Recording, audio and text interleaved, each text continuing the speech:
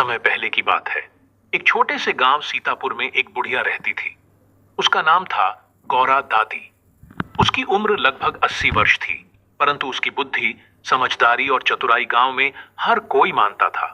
वह अधिक पढ़ी लिखी नहीं थी, पर अनुभव की ऐसी पोथी थी कि बड़े बड़े अफसर भी उसकी सलाह लेने आते। गौरा दादी के पास कोई संतान नहीं थी। उसका पति वर्षों पहले चल बसा था, लेकिन गांव के बच्चे, स्त्रियां, बूढ़े सब उसे अपने परिवार का हिस्सा मानते थे। वह सबकी मदद करती थी, सुलह कराती थी और सबसे बड़ी बात, किसी का भी झगड़ा हो वह उसे प्यार से चुटकियों में सुलझा देती। एक दिन गांव में एक व्यापारी आया। वह धनी था और ढेर सारे सेवक साथ लाया था।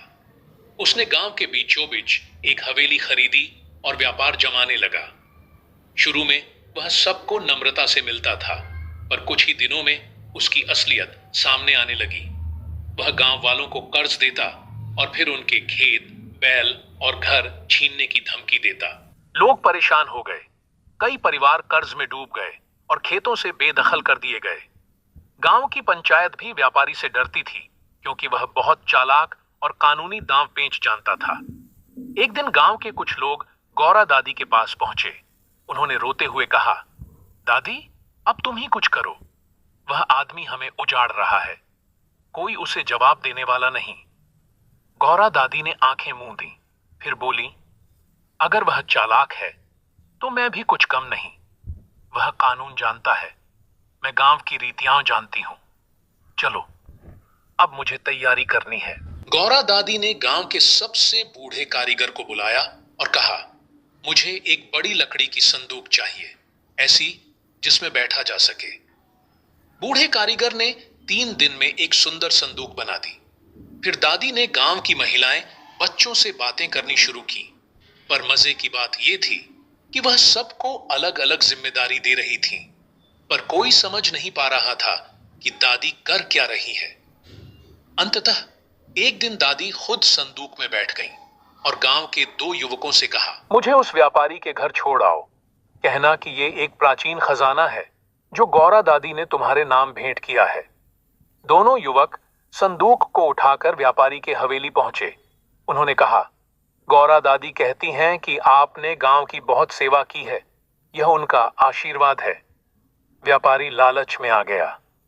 उसने सोचा, शायद इसमें सोना या कोई कीमती वस्तु होगी। उसने संदूक अपने घर में रख ली। रात को जब सभी सो गए, गौरा दादी धीरे से संदूक से बाहर निकली। उन्होंने हवेली का पूरा मुआयना किया। कहां क्या रखा है, ये किसको कहां रखा गया है, कौन से कागज कहां है। फिर उन्होंने संदूक में वापस घुसकर दरवाजा बंद कर लिया। सुबह व्यापारी ने संदूक खोलना चाहा, लेकिन उसे आश्चर्य हुआ। उसमें तो गौरा दादी बैठी थी। तू? व्यापारी चौंक गया। हाँ बेटा, दादी बोली, मैं तुम्हारा सच्चा खजाना हूं।